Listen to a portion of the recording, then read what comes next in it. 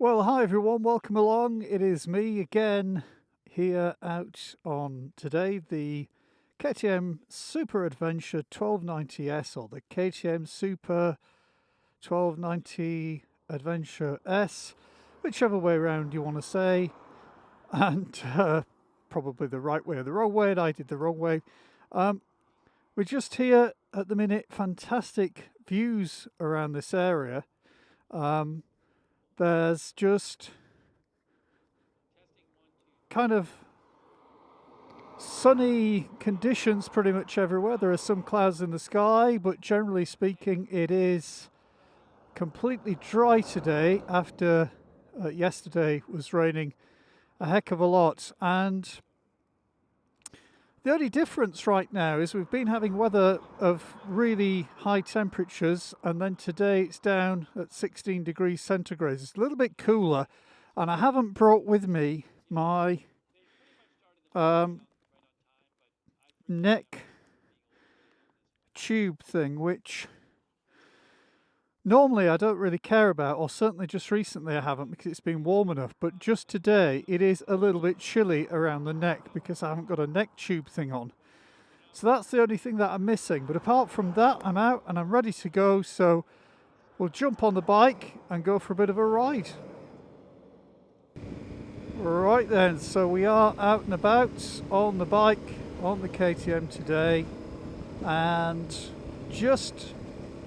really just out for a fun ride, nothing planned as such. I'm heading down towards a little cafe in the Peak District called it's in Moneyash. Moneyash. Maybe you've been there. If you're watching this and you're into biking, perhaps you know, or if you're into hiking, perhaps you know where that is. So that's where I'm broadly headed. I'm about 1 hour away from there, and as I said, the only thing that I can feel right now is the cold air on my neck because I haven't got one of the nice neck tube things with me. I've checked in the top box, checked in the tank bag, and for some reason it was all a bit kind of disturbed this morning. I was watching live streaming from the States about this convicted killer who's been on the run in Chester County in the last 13 days. He's been on the run and successfully evading police throughout the whole of that time by moving to different areas. And I just found out literally as I was kind of getting ready and just about to set off on the bike that he'd actually been caught. So all that was going on, and I was sort of at the same time getting ready, and I thought, have I got everything? Left the house, hadn't got my wallet, and then hadn't got the microphone to do recording with, so I had to go back again and get those things. But it's a bit weird round here because when you're going over the sort of moorlands anyway, it tends to be a little bit cooler. It's only 15 degrees now, and it's probably going to be slightly cooler because we'll be out in the sun shortly. And then there is a bit of a breeze around here too, and obviously you're moving through the air on the bike, so all of that in comparison to the sort of temperatures we've been having just of the last kind of week where it's been 25 degrees plus most days, to be down at 15 degrees certainly feels different. Now of course on this bike it's got heated grips, it's got a heated seat. I don't think it's time to put any of those things on, but I have put the Rucker gloves on. They're still kind of summer intermediate, I guess, kind of gloves, taking off the shorter Dionisi gloves that I have been wearing to keep my hands a little bit warmer. So it's not cold, but it's not like as warm as it has been. So I've got a little bit soft just recently, and now I'm just feeling the the difference in temperatures. So we're heading down, as I say, to this little cafe, which is quite popular with it's not a biking cafe. In fact, it's not a big cafe. It's quite a small area where you can park when you actually get there, in the middle of this little kind of quaint village. And maybe if they are still open when I get there, grabbing some food, stopping there a little while, and then heading back home. So nothing dramatic, nothing race-wise, just chilling out on the KTM 1290 Adventure S through the hills and vales of the Peak District on a fairly sunny day. But we are now getting to that point, I think, where the weather is likely to start changing, because looking at the weather forecast for the next, certainly for the next sort of amount of time it shows on these forecasts, which is usually about 10 days, isn't it? I think on the BBC weather app at least. It's showing most days are going to be raining all day, if not most of the day.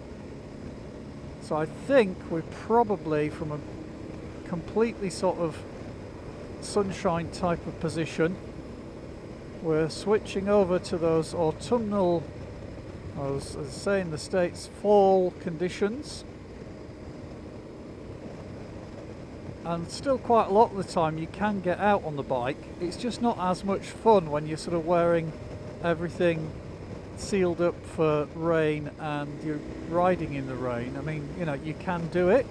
This bike and the other bike that I have, the Multistrada 1260S, both perfectly capable of riding. Both got the same Scorpion Trail tyres on now, which are great dry and wet. But it isn't quite as much fun. Some fantastic views down in this area. We're heading, I think, broadly to sort of Glossop. So we'll go down and take a left shortly, and we sort of go through the hills down into Glossop, and then from there we head towards Bakewell sort of direction, and it's not far from there where the little Moneyash place is. So what I'm going to do is I'll probably talk a little bit here and there on this video, but I will just pretty much have a run around. If there's anything I can think of to talk about the bike itself that comes to mind, I will mention that too. But so far, what have we done now? Just over 1,000 miles on it, 1,070 miles. So it's reasonably broken in now, but not broken. It's working. Everything is fine with it, as far as I can tell. I did have that weird, a couple of videos back when I was on the KTM, I did have that weird sort of wheel wobble at the front that was at slow speed that I couldn't ever get to the bottom of. Never. It was a couple of occasions that I had it going through a few villages up in North Yorkshire, I think it was, and I never did get to the bottom of what that was all about. So whether that was just sort of something that got stuck on the tyre, and each time it rotated it contacted the ground, I don't know what that was. Never did get to the bottom of that.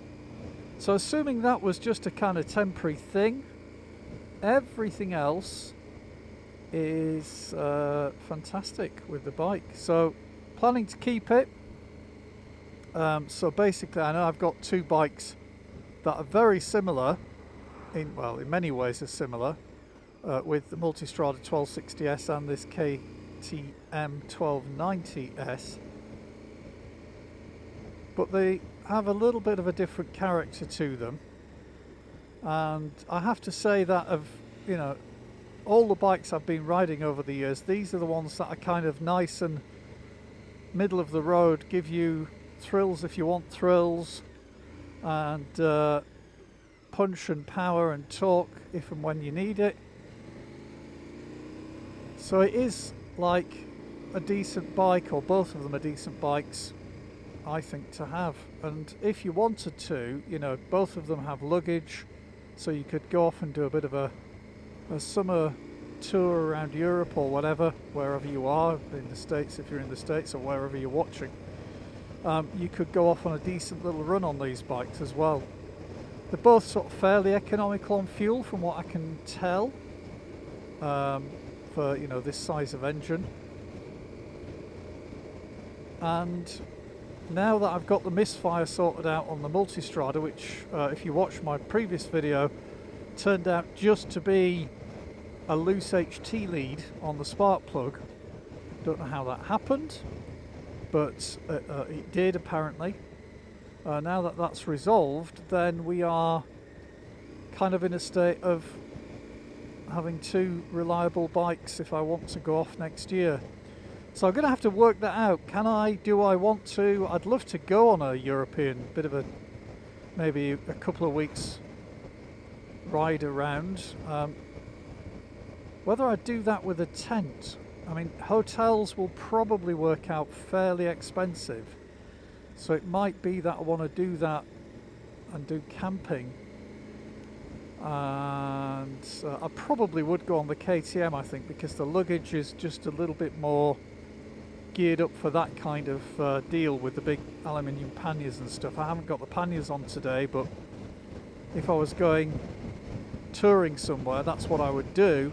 Then you can put things like tents and sleeping bags and mats and God knows what else you take with you when you're doing the camping stuff on top of those boxes, and fill those boxes with all the camping gear and your nowadays of course camera gear for doing video stuff and technology and iPads and laptops and phones and God knows what else you take with you, chargers, so many different chargers. And then maybe go off on a couple of weeks to just around a sort of a decent little run somewhere. Maybe even a 3-week thing. I just have to get the dog in the kennels. I have to feel up to it myself, health-wise, of course. Having a few pain tablets today because the neck started giving me a bit of jip again today for some reason. Back is not too bad. It's like you have to kind of go through your list of ailments and check them off to say, am I going to be okay for the next 3 or 4 hours out on the bike? So far all is looking good. We are about, I don't know, 50 minutes away. Obviously we're in a bit of a slow traffic situation here. Not really looking to overtake round here because it's all a bit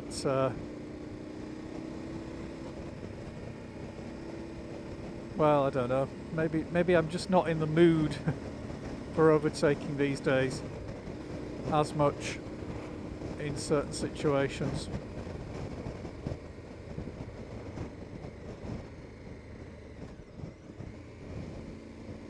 So as I said, I won't sort of waffle on endlessly. I'll leave the cameras running for a little while, maybe edit some of it out and rejoin you as we're getting a little bit nearer to the Moneyash station.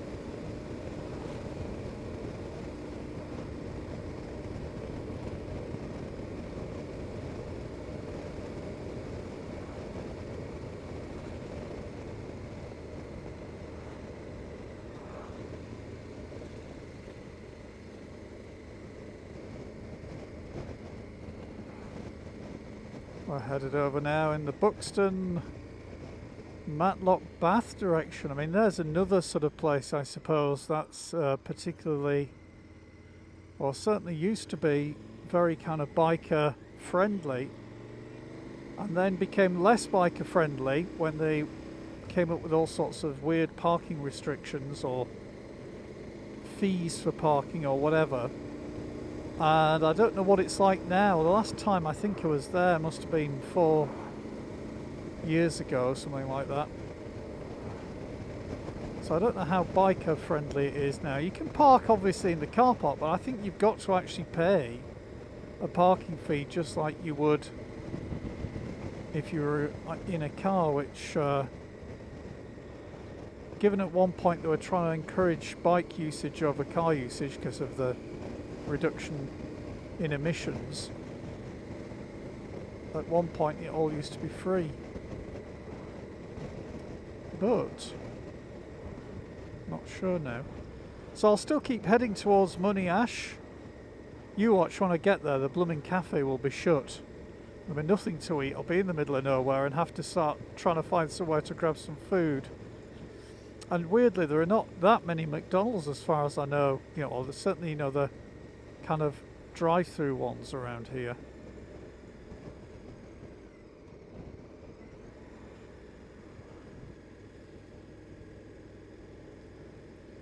So just in case the camera does run out before we get to Moneyash, as I say, I will just sort of record a bit of an outro on the phone when we get there.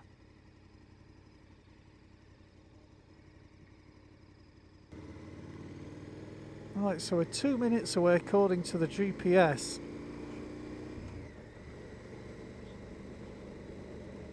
So I hope I've put the right destination in.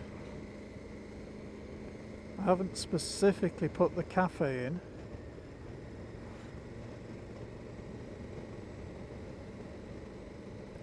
But I think it's such a small village that just driving into it will immediately tell me where the cafe is.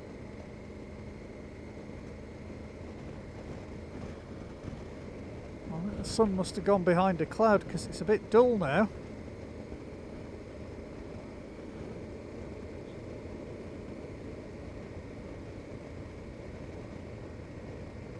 Definitely put some heated stuff on the way back. 15 degrees again.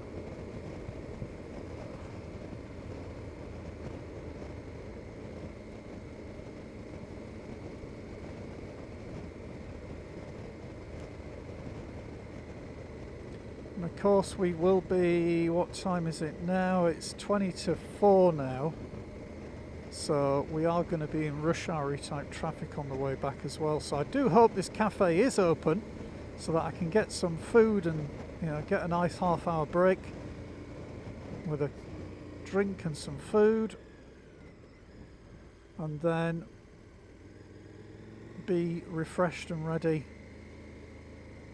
to head back.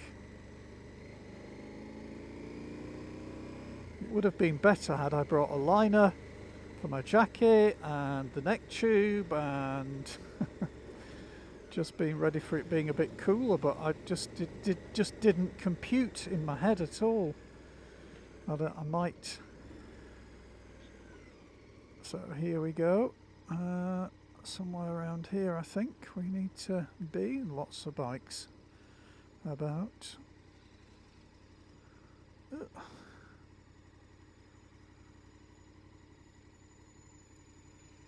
Got a spot there. I wonder if I can get in that spot there.